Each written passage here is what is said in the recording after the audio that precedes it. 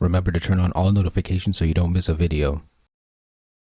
Line up fellas in order of who you think can really mess with me most. Then I swing the scythe close. If he don't duck, then he ghost. Man, I can't take a break in these streets. Every time I wake up, there's another shonen female video that needs to be surgically dissected. To that one superfan that's been asking me to respond to Dygo Nights, your wish has been granted. I don't know this man, and this is my first video from him, but that's not going to stop me from moonwalking on this video. We both talk about Naruto a lot, so this will be interesting. He's logical when it comes to the demographic and gender split.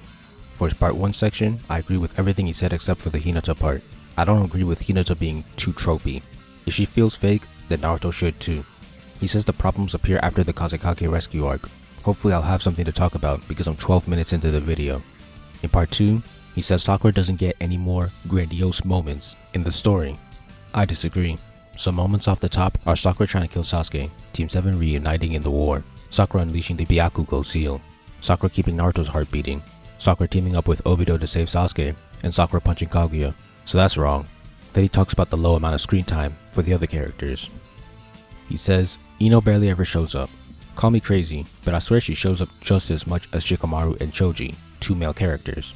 In the war, she takes part in the Asuma fight, and she takes over her father's role as the messenger after he dies. He says Tenten never fights anyone except for a doppelganger and Kakuzu. Wait, hold on. Are we just gonna gloss over the fact that a female soloed one of Kakuzu's masks?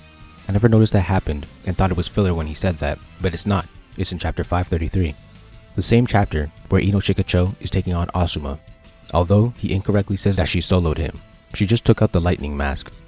Either way, she soloed part of an Akatsuki that even Kakashi struggled against, and Dygo really just tried to run past it like it wasn't impressive. Yeah, Naruto never fights anyone in part 2 except for Deidara, Orochimaru, Kakuzu, Pain, Obito, Madara, and Kaguya. But let's look at Tenten's teammates. Lee never fights anyone except for Doppelganger, then he lands 1 hit on Haku and 1 hit on Madara. Neji never fights anyone except for a Doppelganger. You see how the manipulation of information can make something sound worse than it is? Then he talks about Rin. I don't know why he's using a character that died a long time ago as apparent proof of bad female writing, but okay. I'm not gonna defend Rin because I don't like her either. But you know what I am gonna do? Throw Minato under the bus because I don't like him either. If Rin, quote, has less characterization than the rock that smashed Obito, end quote, then so does Minato. This man was like a wooden plank when it came to personality. She has no apparent arc. Neither does Minato. He calls Rin a plot device. 1, all characters are plot devices. But if his argument is that sacrificing her life was her only purpose in the plot, that would be wrong, because she is also the reason that Kakashi has a Sharingan. In case you forgot, she was the one who used her medical abilities to switch out the eye when Obito got crushed. But if that's not good enough to not be a plot device, then Minato and Obito are also plot devices. Obito was there just to explain why Kakashi has a Sharingan. Minato existed just to explain Naruto's birth and put the Nine Tails in Naruto, until both of them were brought back in the present. Under this logic, Minato is still arguably a plot device after being revived though. He's there just to help Naruto in the war and bring back the other half of the Nine Tails. Okay, now I'm mad. He said Hinata's only impactful scene in part 2 is when she fights Pain. What about when she slapped Naruto out of his depression after Neji died during the war? It's become very clear that Dygo didn't do his research and is probably operating off of memory. Because regardless of how he's avoiding comparing these females to their teammates, he could at least remember key moments in the story, especially considering the fact that 90% of his channel is Naruto content. Hinata also helped when they were searching for Sasuke in part 2, and when they were fighting the Zetsus, or 10-tailed minions during the war. So he got that wrong. But let's look at her teammates. If we are just talking about high impact moments, Kiba and Chino have none. Once again, if there is an issue, it is a supporting cast issue, not a female issue. What's crazy is how he compliments Kushina, a character who could be argued to be a plot device. Quote, she is what you call a plot device character that serves to give Kakashi and Obito further motivation in the story, end quote. Switch out Kakashi and Obito for Naruto and you get Kushina. She literally doesn't do anything in the present. Why does she get a pass? Rin was criticized for being a less shy Hinata. Isn't Kushina a Sakura clone? Minato even says they're alike in the war. Where's the consistency? Then with the 5th Mizukage, Mei, he says, among all Kage, she's definitely the one that does the least, end quote. This is exaggerated. If we start measuring from the 5 Kage summit, where the other 3 are introduced, you'll find a different result. During the 5 Kage summit, she attacks Sasuke and has a brief 1v1. Onoki sends one attack at him. A has a 1v1 with him, and Gaara does too. So far, Onoki and Tsunade are behind. During the war, Mei is protecting the daimyo, while Gaara and Onoki fight former Kages. Now, only Tsunade is behind and Gaara is above the rest. Finally, against Madara, all of them fight, but Tsunade and Onoki play more important roles. Now, Onoki and Gaara are above the rest, while Tsunade, Mei, and A are all tied.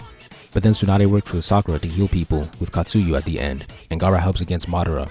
So Gaara's in first, Tsunade and Onoki are in second, and A and Mei are in third. If we count when Tsunade and A argued over Naruto and B, Tsunade would move to first, with Gaara and A being in second. Now, there would be a female doing the least, but also a female doing the most. I don't think I missed anything because I did my research by scrolling through the wiki.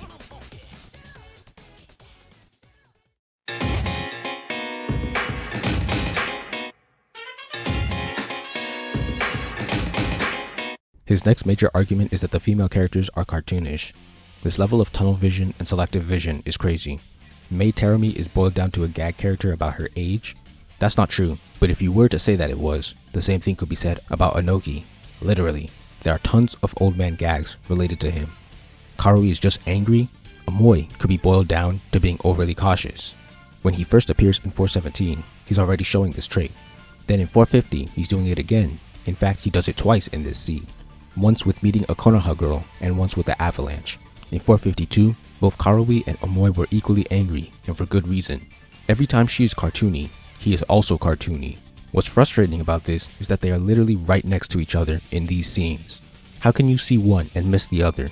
Either way, having cartoony characters is not a flaw. I don't know why he brought up the scientist girl, she's such a minor character. But anyway, if she counts, then I'll throw in Ebisu, the closet pervert teacher. He accuses Karin of being tropey, but so is Jugo. You can boil down his character to the gentle giant with a berserk button. Both of these are literally tropes on the TV Tropes website. He says that a character being summarized down to a single trope is bad. Well, luckily that isn't applicable to these characters.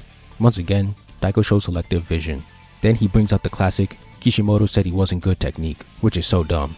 If the writer of your favorite manga says, I'm not good at writing, are you gonna say, well, the author said so, so it has to be true? No, because that's stupid. At least he acknowledges the flaw in this logic, but why did he bother bringing it up? Hold on, isn't Sai very tropey too? His whole shtick was that he was bad at socializing and came off as rude. Why isn't he mentioned? What about Choji? What about Shikamaru? What about Shino?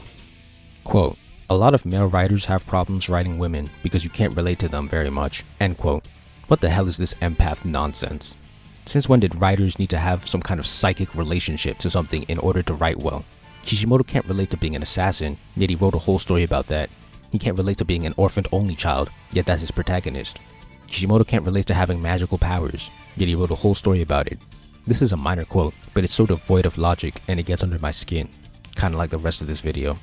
Then he uses the they are no one's favorite argument. He chooses Karin, Karui, and Kaguya. Let's switch the roles. Whose favorite character is Suigetsu, Jugo, Omoi, or Black Zetsu? Such a biased sample size for such a bad example. Furthermore, the amount of people who like a character doesn't equate to how well written they are. Just look at Minato, tons of people love him. He recently won the Naruto Top 99 despite being a bland character. Watch this little bit of hypocrisy. Quote, the problem with Konan is that she's always under Pain's shadow. She can't really be her own character. End quote. But then when Kaguya shows up as the final antagonist under no one, he mocks her and says that she's the worst character in Naruto and nothing good comes from her. He doesn't say why she's the worst. And nothing good comes from her? Hagoromo's backstory comes from her. The moon and sun seals come from her. The scene of Sakura and Obito saving Sasuke comes from her, the one that he forgot. Obito's sacrifice in Kakashi Susanoo comes from her. The scene where Team 7 takes down the final major antagonist comes from her. What is he talking about? He says the problem with female characters is that they never deliver on their promises. What does that even mean? Whatever it means, I can guarantee you the same thing can be said about a lot of the males on their level of importance. Then he says more nonsense. He criticizes Mei's low input on the Madara fight, but A arguably did the same amount of work. He says Sakura was forgotten during the war. That's a lie. I even named some of her moments in this video, which you forgot. And then, when there's a counter argument of her punching Kaguya, his response is, yes, who cares? Seriously? How childish. He says Hinata didn't get anything to do in the war arc, while showing the scene right after she slaps Naruto. This is heating me up. Quote, that's why Kishimoto uses so much fan service. End quote. Bro, what is this man saying?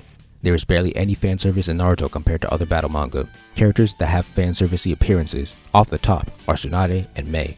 Fanservice moments are Naruto using sexy jutsu a few times. That's about it. Try comparing that to Bleach, One Piece, Fairy Tail, Magi, Black Clover, or Hero Academia. Kishimoto uses fanservice to draw in viewers? Absolutely ridiculous. If that can be said about Naruto, that can be said about nearly every manga or anime in existence. He says a bunch of more minor nonsense that I don't find worthy of replying to.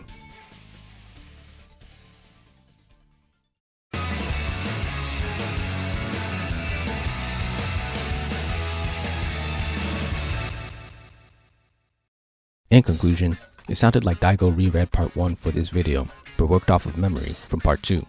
It's so similar to what other videos I've replied to or seen have done. In Super Eyepatch Wolf's Bleach video, you see he spends a lot of time and care dissecting the first 2 arcs, but after that, he hastily generalizes the later arcs. In one of the SFH videos, you can see the person dissecting Ochago in detail, but then they quickly wrote off the other characters as bad writing without giving them the same amount of time. Here you can see Dygo actually putting effort into understanding part 1, but when it came to part 2, he just made so many mistakes. I'm disappointed. His channel is over 90% Naruto. He's a Naruto YouTuber by every stretch of the imagination. The very least he could do is represent Naruto accurately. Not everyone can choose how logical their arguments are, but they can definitely choose the amount of research they do. Dude left out key moments for Sakura, Hinata, and Ino when it came to part 2. I said people can't choose how logical they are, but hypocrisy is such an easy lapse in logic to spot. He complains about female characters not appearing much, when their male teammates, who are often in the same scenes, appear just as much. What kind of nonsense is that? He complained about Sakura, but not Sai. Ino, but not Shikamaru or Choji. Hinata, but not Kiba or Shino. Tenten, but not Lee or Neji. And he did the same thing for the cartoony/tropey characters. He would call out a woman he thought was tropey, but completely ignore the equally tropey man standing right next to her. It's almost like he created his conclusions first, then manipulates the information to fit his conclusion. I see he has a Sakura video too, and I'm questioning if I want to moonwalk on that one as well. Overall, the real problem with female haters is that they don't do their research and they don't think things through. They stop thinking once they found a conclusion that fits their narrative. It's a shame to see a Naruto channel represent Naruto so poorly. Thank you for watching. Please like, comment, share, subscribe, and help me revolutionize the manga industry by buying my manga and spreading the word. All important links will be in the description.